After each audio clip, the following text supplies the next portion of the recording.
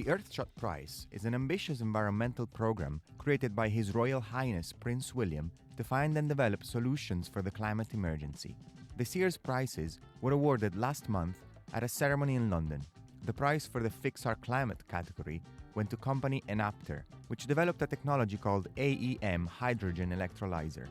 I am Jacopo Russo, and I spoke to Enapter's co-founder Jan Justus Schmidt and to Cambridge University engineering professor David Sebon to find out, firstly, what an electrolyser is, and more importantly, what hydrogen can do for us in a sustainable economy.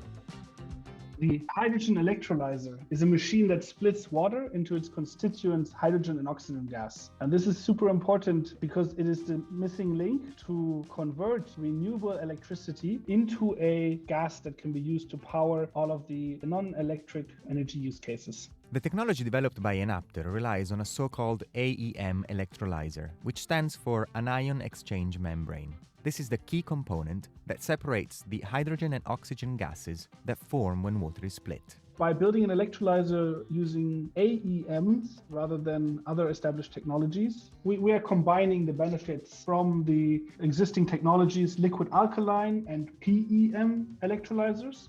Alkaline and PEM, which stands for proton exchange membrane, are two other ways electrolysers are made today. The former is cheaper and the latter is more efficient. Enapter's winning design found a combination that has both advantages in making clean hydrogen. Now, we already use hydrogen today for many applications, mostly in oil refining and to make fertilizers. But the way in which it's made is not sustainable. Can hydrogen electrolysers help with that? David Sebon. Current hydrogen production is about 2 to 3% of the world's greenhouse gas emissions, and that is really a lot. About the same as the aviation industry. That means that there is a huge market for hydrogen already. That hydrogen is all what is called grey hydrogen. That is 98% of it is made from natural gas or made from coal, black hydrogen. All of that is emitting carbon dioxide. So the first market for hydrogen is to replace all of that. There's plenty of market for them. There's a huge market to get their technology working. That's really where they need to start. Replacing emitting hydrogen then is a priority. But can green hydrogen also help us to stop relying so much on fossil fuels? Here's what Jan said. When we look at the global final energy consumption, actually we see that only 20% of final energy consumption is in the form of electricity. 80% is in the form of molecules, so it's oil and gas that is used in transportation, it's used in heavy industry, it's used for heating our homes. All of these industries cannot be easily electrified. So it's great that the cost of renewable electricity is falling lower and lower, and that's absolutely needed. It's also the prerequisite for producing cost-effective green hydrogen. And then the green hydrogen is the vehicle to bring that low-cost electricity into all of those other energy vectors. We have great applications in long-term energy storage with our electrolysers, but also we see very quickly growing demand for hydrogen mobility, for cars, for airplanes, for snowmobiles, and so on. And we also see a growing market replacing the grey hydrogen in industrial use cases, producing green methane and producing green ammonia. These are some of the potential uses of hydrogen. A particularly important one is energy storage, which means storing the excess electricity you sometimes get with renewables in hydrogen that can then be burned when needed at no extra emissions. In fact, many of the uses we make of fossil fuels can be replaced by supplying renewable electricity directly. Electric cars are an example, or as we heard on the news recently, replacing gas boilers with heat pumps. But in some cases, direct electrification is not possible. Is hydrogen a solution to this problem? David Sebon.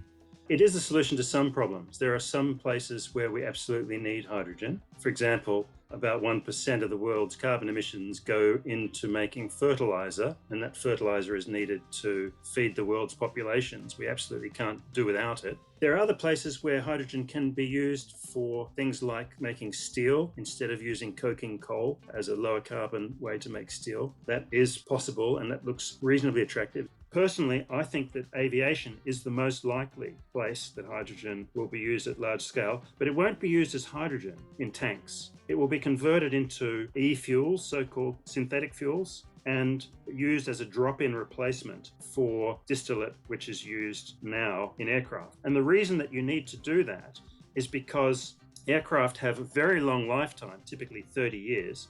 Some aircraft that are being built now will still be flying in 2050.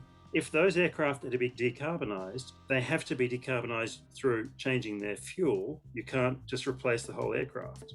A lot of the energy we use, though, goes to heating our homes and driving our cars. Is it a good idea to use hydrogen directly as a fuel in these cases? Not really, because you lose efficiency, as David Sabon explains. So each time you change energy from one form to another, there's losses. When you take electricity and you use it to electrolyze seawater, you lose about 25% of the energy. And that's just gone. That just goes away as heat. Can new technologies make efficiency better, or is there some sort of hard limit?